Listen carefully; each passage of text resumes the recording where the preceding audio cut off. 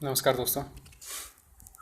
पहले तो मैं एक ऑडियो सीरीज़ अपलोड करने की सोच रहा था, लेकिन वो मुझे अभी अभी करना नहीं आया, तो मैंने सोचा कि वीडियो बना लेते हैं।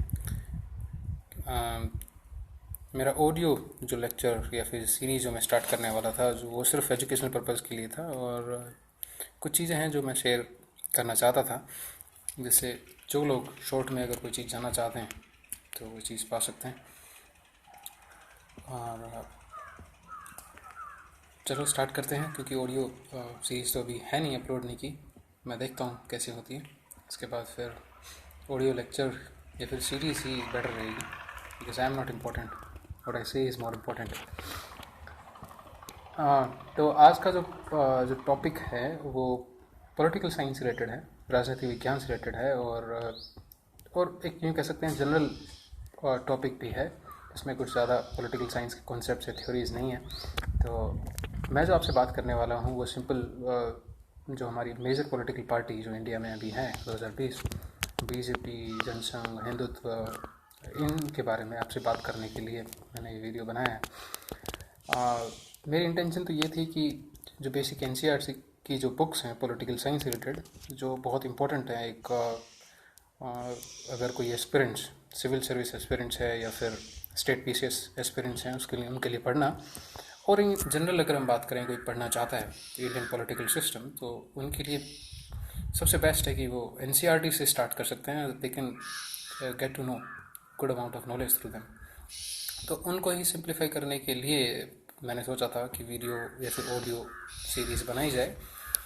बहरहाल अभी हम स्टार्ट करते हैं इस टॉपिक पे जो हमने स्टार्ट किया, जो करने जा रहे हैं।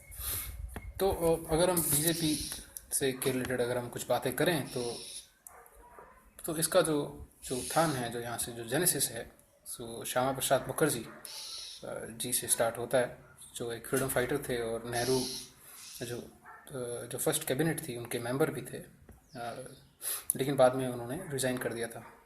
तो उनका कुछ रिजर्वेशन था नेहरू से on the matter of Pakistan. तो बाद में उन्होंने रिज़ाइन किया और जनसंघ के फाउंडिंग प्रेसिडेंट बने।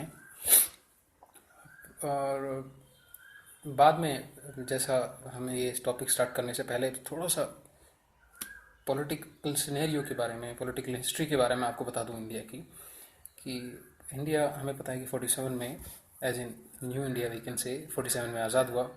आज़ाद इन ए सेंस कि हमें जो सोवरेनिटी थी वो ब्रिटिशर से हमें मिली 47 में। हम खुद अब हमारा सिस्टम हम चला सकते हैं हमारे हिसाब से।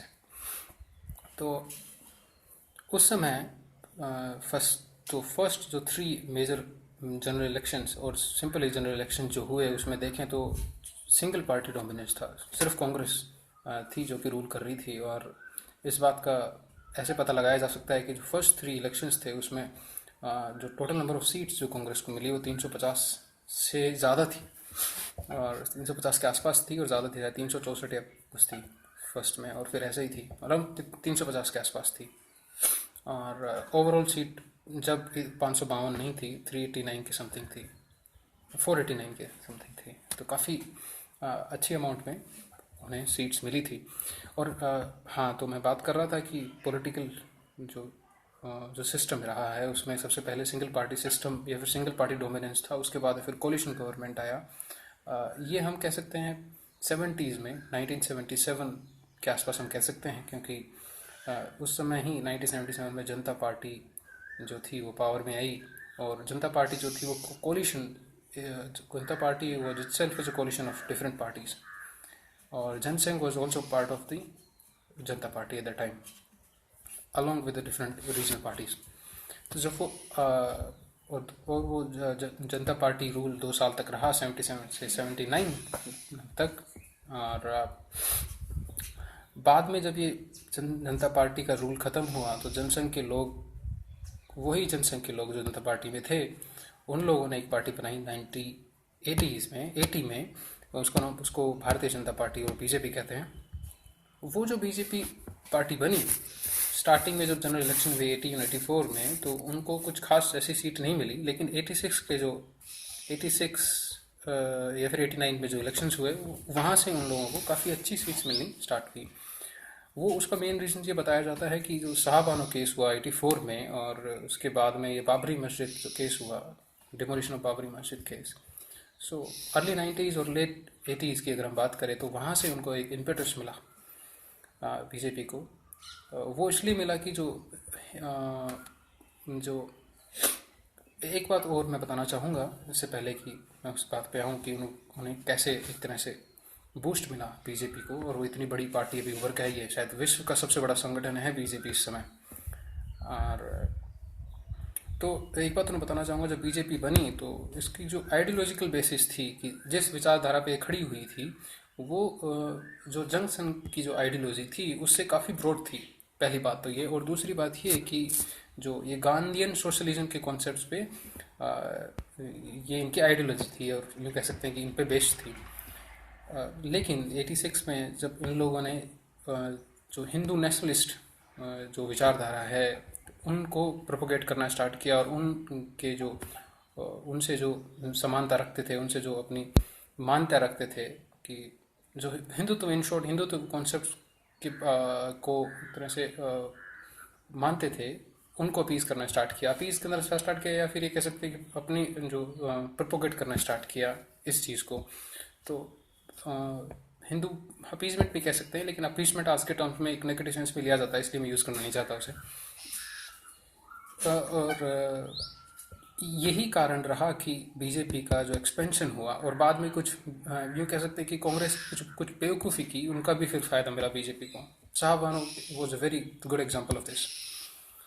और उसके बाद में ये रथ यात्रा वगैरह उन लोगों ने निकाली, बाबरी डेमोलिशंस, और ये जो है राम मंदिर का जो इशू है, ये भी एक बहुत बड़ा कारण रहा उनके उत्थान के लिए। उसके बाद से फिर 1996 में हमें पता है कि जो ये first non Congress major party बन के उभरी बीजेपी उस समय में। और फिर यहाँ से आपको पता होगा कि अटल बिहारी वाजपेयी फिर प्राइम मिनिस्टर रहे, कुछ दिन तक रहे पहले, फिर उसके बाद में फिर 99 के समय कोलिशन गवर्नमेंट के समय वो फुल टर्म तक रहे, और पहले प्रधानमंत्री थे, नॉन कांग्रेसियन प्रधानमंत्री थे, जो फुल टर्म उन लोगों ने निभाया। तो ये कुछ ऐसी चीज़ें हैं। और अच्छा, एक चीज़ को मैं बताना चाहूँगा कि हिंदुत्व एज ए कॉन्सेप्ट जो है वो क्या कहता है। हिंदुत्व एज ए कॉन्सेप्ट अगर हम लें तो वीर सावरकर जो हैं उनका कॉन्सेप्ट था, और ये 2-3 चीज़ों पे एम्फेसिस करता है।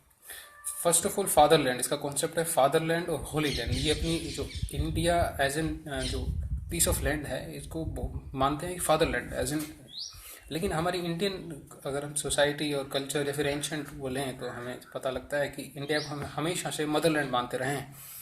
और मुझे लगता है कि अभी भी जो कॉन्सेप्ट हिंदुत्व का है as a fatherland is not so strong now, क्योंकि मैंने देखा है कई ऐसे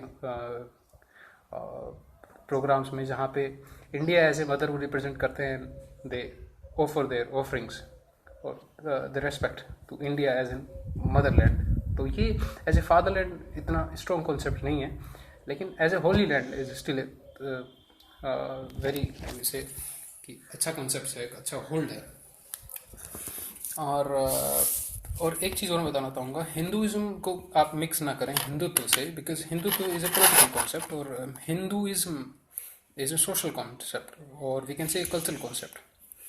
So in other sense we can derive out the Hindutva concept from the Hinduism itself. So Hindutva को जो एज इन नेगेटिव कनोटेशंस में आज लोग most of the so called secular जो पीपल हैं वो हिंदुत्व को बहुत ही नेगेटिव सेंस में पोर्ट्रे करते हैं। I don't think so. उसका मेन कारण यह है कि जो हिंदुत्व का जो कॉन्सेप्ट आया है, पहली बात तो पॉलिटिकल कॉन्सेप्ट है, और दूसरा इसकी जेनेसिस है वो हिंदुइज्म है। तो और Hinduism in itself is a mother of secularism we can say. अगर आप मेरी बात का बिलीव नहीं कर रहे तो आप इंडियन जो या फिर हिंदू जो कुछ कल्चर जो पास्ट में जो है उसको आप पढ़ सकते हैं, और आपको पता लगेगा कि how liberal the Hindu society was at the time.